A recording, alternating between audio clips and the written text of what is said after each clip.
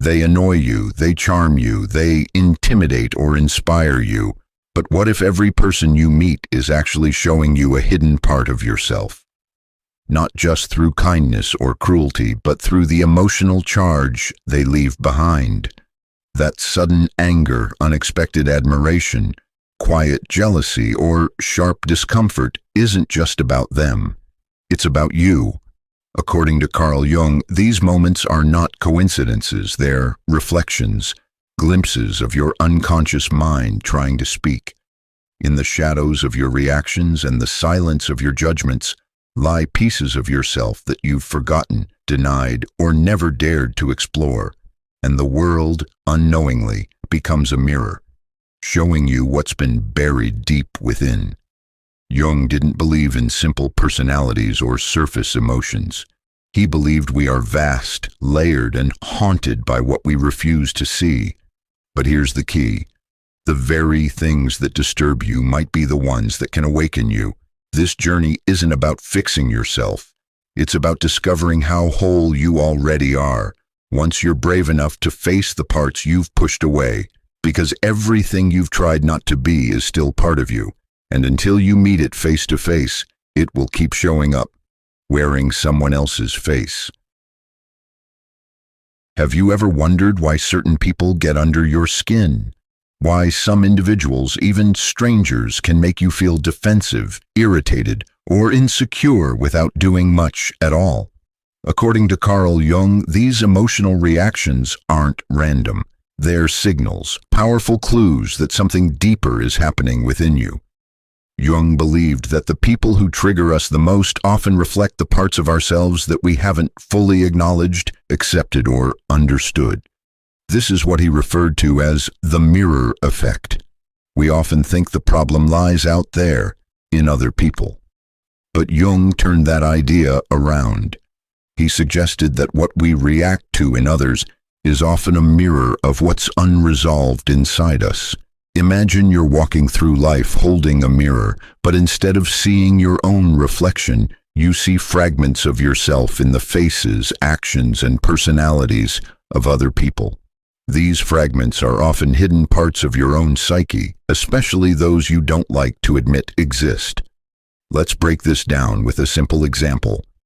Suppose you meet someone who comes across as arrogant or controlling, and you instantly dislike them. Your emotions spike. You feel judged, irritated, or even disrespected. But the truth is, their behavior has touched something inside you. Perhaps a hidden fear of being seen as weak, a memory of a parent who once made you feel small, or even a part of you that also has the tendency to control, but doesn't want to admit it. This is not to say the other person is innocent or perfect, but Jung would ask, why is your reaction so intense? According to Jung, the answer lies in your unconscious mind. We all have parts of ourselves we disown or push away, qualities we don't want to believe are part of us. These traits get buried deep in the psyche, but they don't disappear. Instead, they lie dormant, waiting for a chance to be seen. And the moment someone around us expresses one of these traits openly, our unconscious says, "Look, there it is." That's when the trigger happens. What makes this effect even more powerful is that it's invisible. Most of the time, we're not aware we're projecting our inner struggles onto others. We just feel the emotional reaction and assume it's about the other person. But Jung invites us to pause and reflect. What does this reaction tell me about myself? This question is the beginning of true self-awareness. Interestingly, the mirror effect doesn't only apply to negative traits. Sometimes we admire people intensely, celebrities, mentors, or even friends, and we place them on a pedestal. Jung would say that the qualities we admire in others are also parts of ourselves that we haven't fully owned yet. Maybe we see someone as brave, creative, or spiritually wise, and we think, I could never be like that. But the very fact that we recognize and feel drawn to those traits suggests that they exist within us too, just waiting to be awakened. So how can we use the mirror effect in our everyday lives? The key is to become aware of your emotional reactions. The next time someone triggers you, whether through anger, jealousy, frustration, or even obsession, pause before reacting. Ask yourself, what is this person showing me about myself? It's not always easy. It requires humility, but it's also incredibly freeing, because when you recognize that other people are mirrors, not enemies, you start to reclaim the pieces of yourself that were lost or hidden. You stop blaming others and begin healing yourself. Your relationships improve, your emotional world becomes calmer, and your self-understanding deepens. That's the beauty of Jung's insight. The people who challenge us the most may actually be our greatest teachers. In the end, Jung wasn't telling us to avoid others or suppress our emotions. He was showing us how to use life as a tool for psychological growth. Every annoying coworker, every difficult partner, every overly confident stranger might just be holding up a mirror. And in that mirror, if you dare to look closely, you might see the key to your own transformation. Carl Jung believed that every person carries a hidden side within them, a side made up of traits, desires, and memories that we often refuse to see or accept. He called this part of the psyche the shadow. It isn't necessarily evil or bad. It's simply the part of us we've buried because it doesn't fit the image we've built of who we think we are. And yet, the shadow never really disappears. It waits in the background, shaping our behavior, emotions, and relationships in ways we often don't understand. From childhood, we're taught what is acceptable and what is not, by parents, teachers, society, and culture. If you were told, for example, that being angry is wrong, you might have learned to suppress your anger. If you were praised for being helpful and quiet, you might have pushed aside your assertiveness or boldness. Over time, all these disowned parts, emotions, thoughts, instincts, form the shadow. But here's where Jung's idea becomes especially powerful. The shadow doesn't stay quiet. It leaks out, often when we least expect it. It shows up in sudden outbursts, harsh judgments, secret fantasies, or self-sabotaging behavior. The more we ignore it, the more it influences our lives from the unconscious.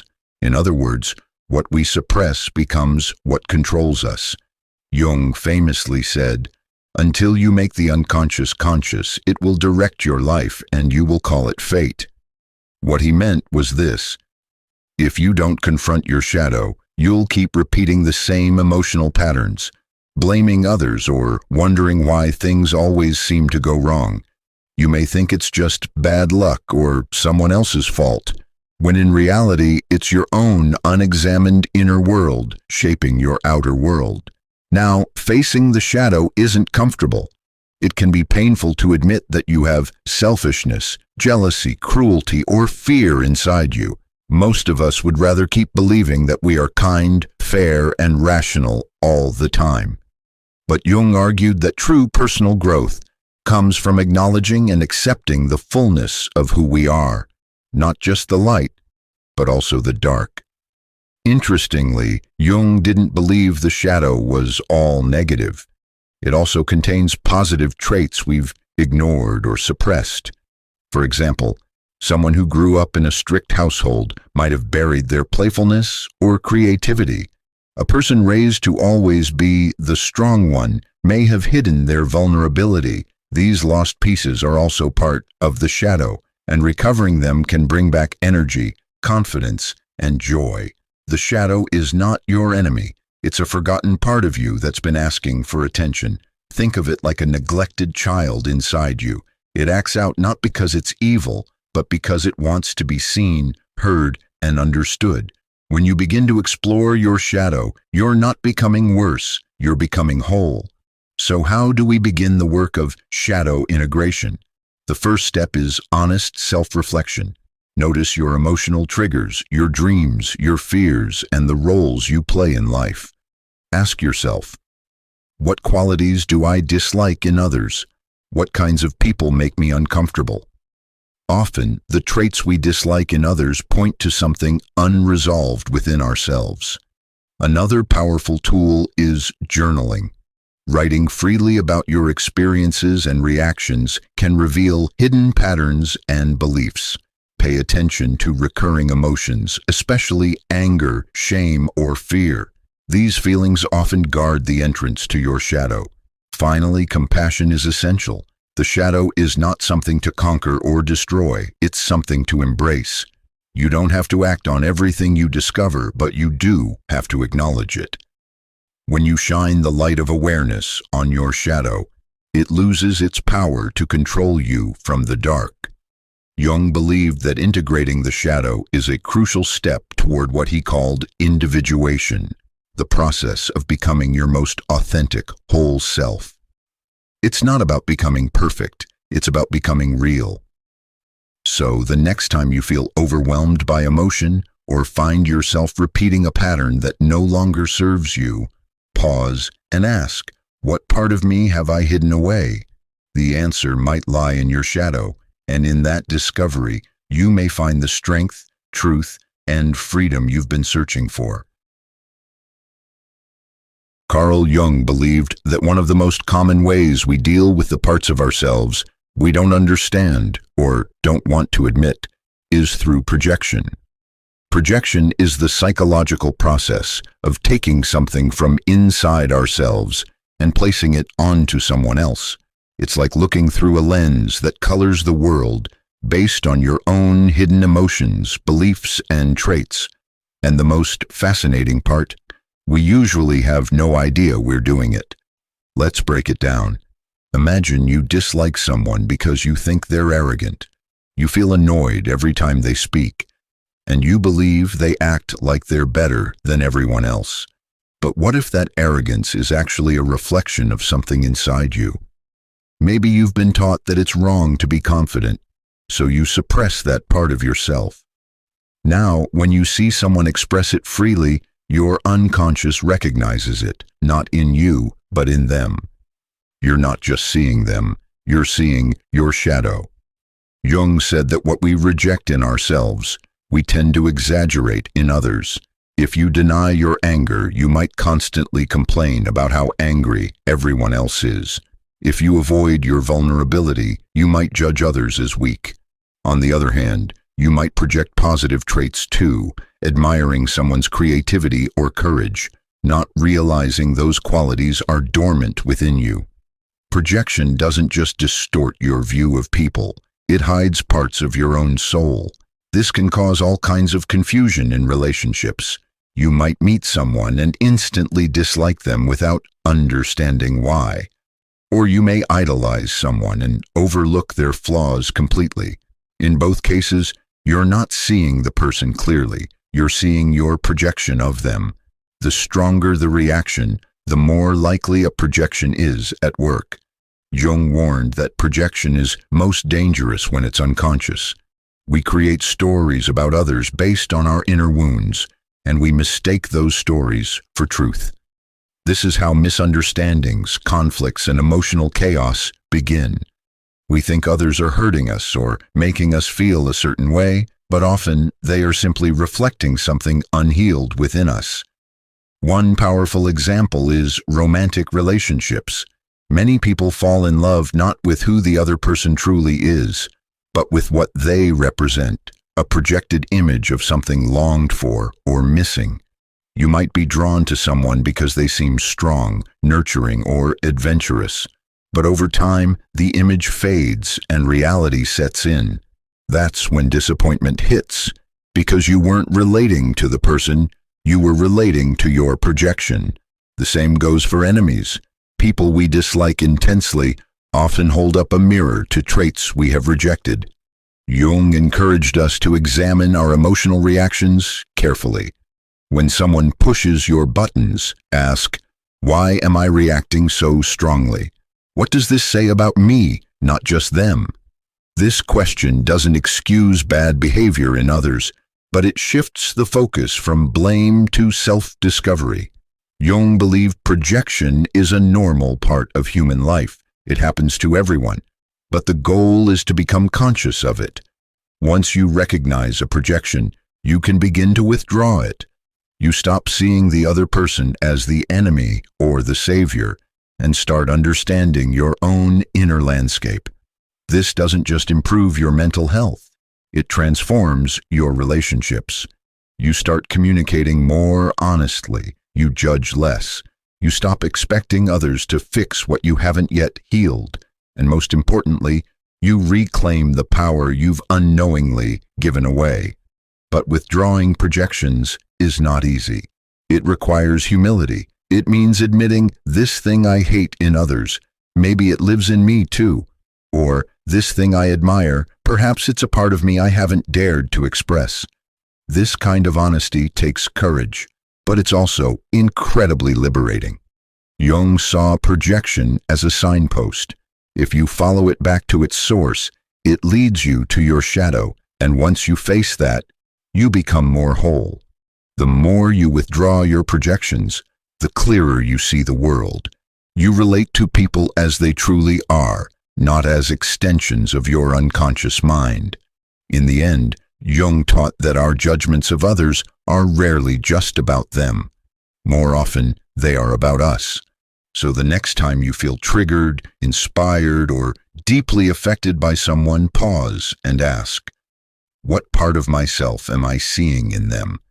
That simple question could be the doorway to a deeper understanding, not only of others but of your true self. In everyday life, we're constantly reacting, sometimes with calm and ease, but other times with sharp emotion. Someone cuts in line and you feel rage. A friend forgets to call and you feel deeply hurt. A social media post makes you jealous, even if you don't want to admit it. Carl Jung believed these emotional spikes, what we now call triggers, aren't just reactions to the outside world. They're actually messages from within, pointing to parts of ourselves that are unresolved, hidden, or in pain. To understand this more deeply, think of your psyche like a layered structure. On the surface is your conscious personality, the you show to the world. But underneath, in the unconscious, are parts of you that you've forgotten, ignored, or even rejected. Jung called this vast inner world the personal unconscious, and it's filled with feelings, memories, beliefs, and traits that once had no place in your life. Some of these were pushed down because of painful experiences. Others simply didn't fit the image you were trying to create. Here's the thing, those buried parts don't stay silent. They communicate through emotion, especially intense or uncomfortable emotion. That's where triggers come in. A trigger is not just about what someone else did. It's a spotlight on something inside of you that wants your attention. Jung would say that a trigger is a mirror held up by life, showing you where your shadow is active. Let's take an example. Suppose you're constantly annoyed by people who seem lazy. You feel angry when someone relaxes too much or doesn't show urgency. On the surface, you might think they're just irresponsible. But Jung would encourage you to pause and ask, why does this bother me so much? Perhaps deep down, you've been taught to associate rest with guilt. Maybe there's a part of you longing to slow down, to breathe, to not work so hard, but you've denied it. So when you see someone else doing what you've forbidden yourself to do, it touches a hidden nerve. Or take another example. Feeling jealous when a friend is successful. You might try to hide it or brush it off.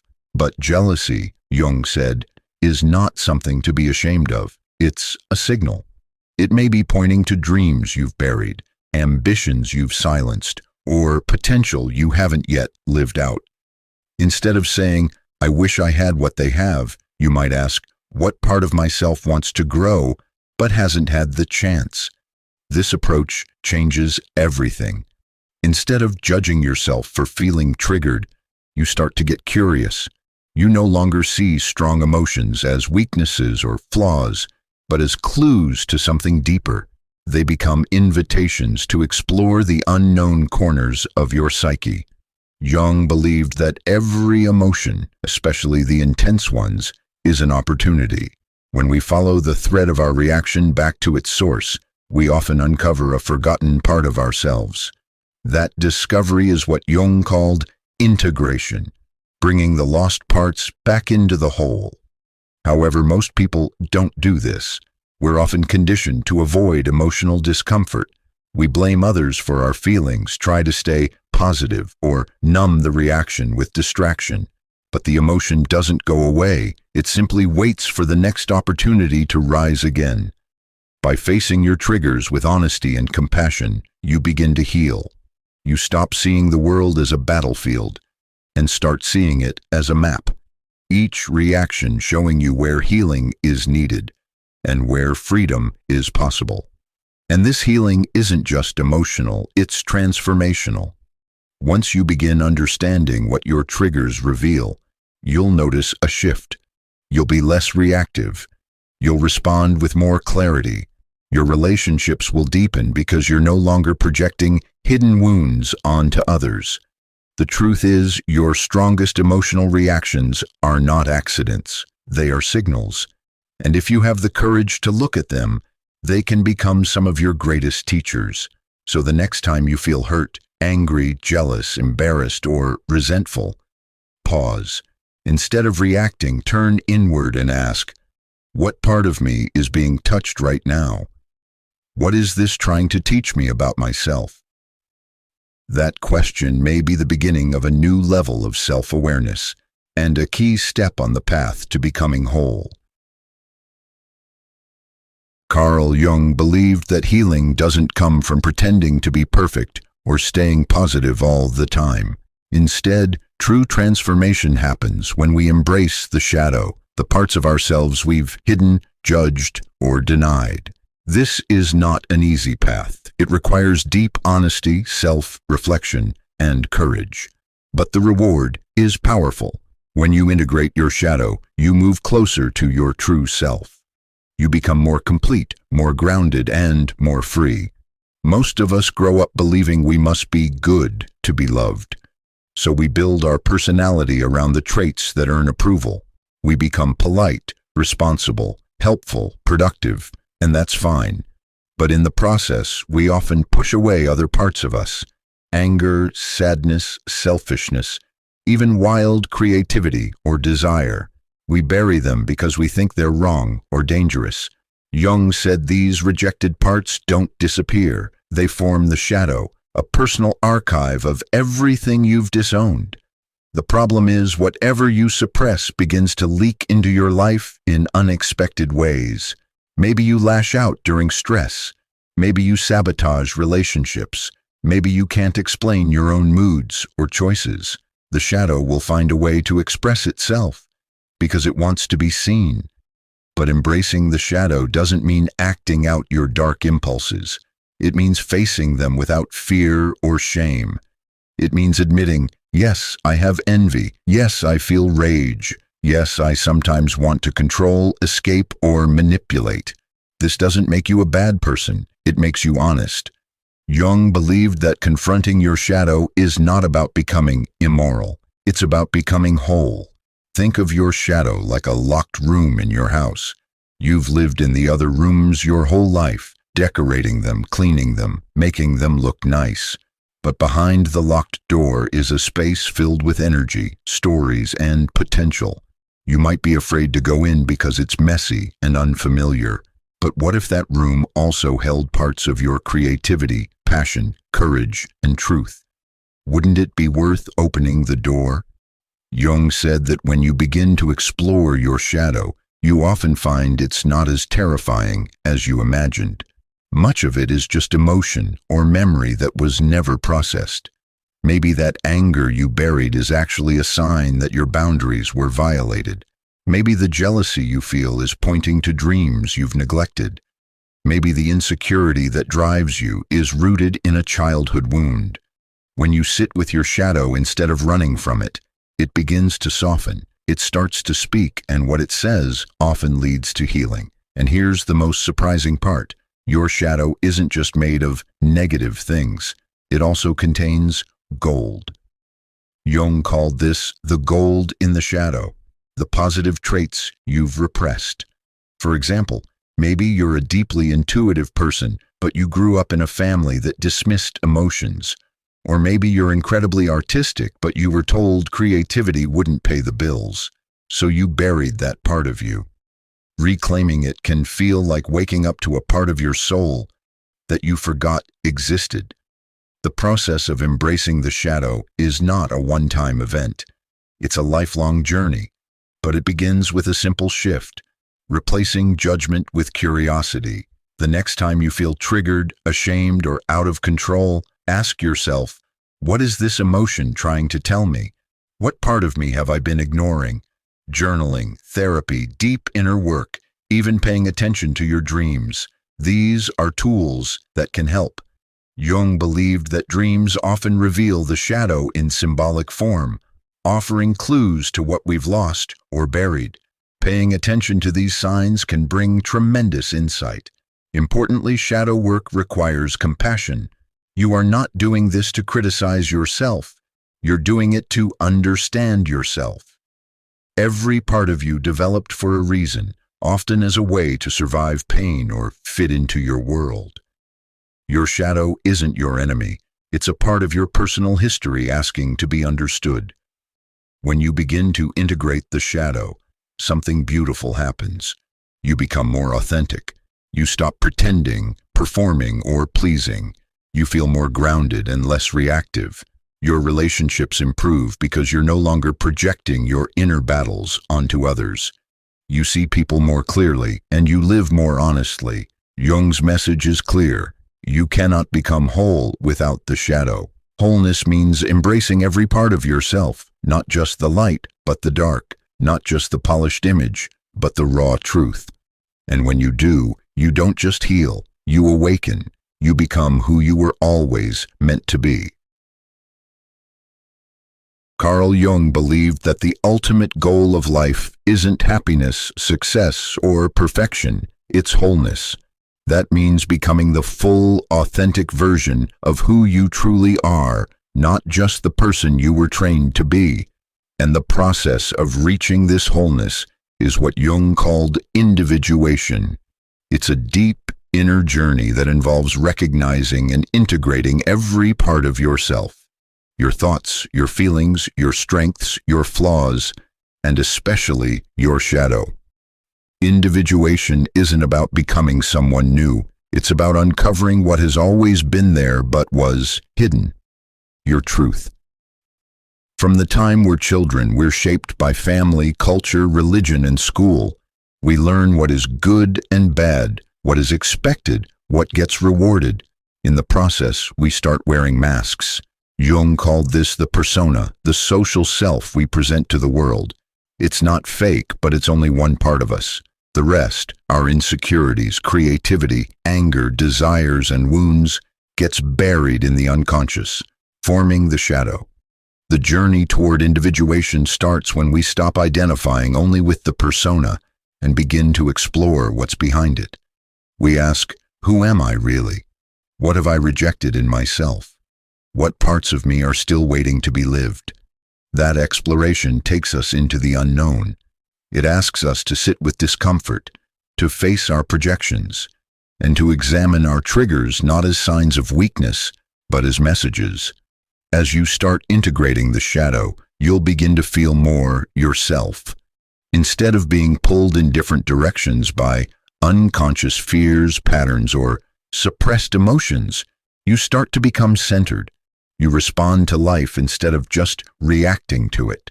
You begin to make choices that are aligned with your inner truth, not just what's popular, expected, or safe.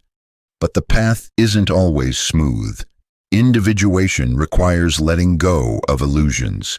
It means shedding the idea that you must always be liked, successful, or in control.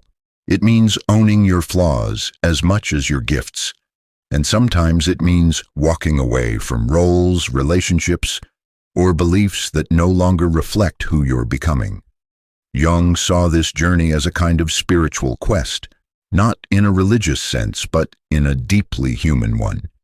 He believed that the unconscious holds wisdom, not just chaos. When you turn inward, you don't just face your darkness.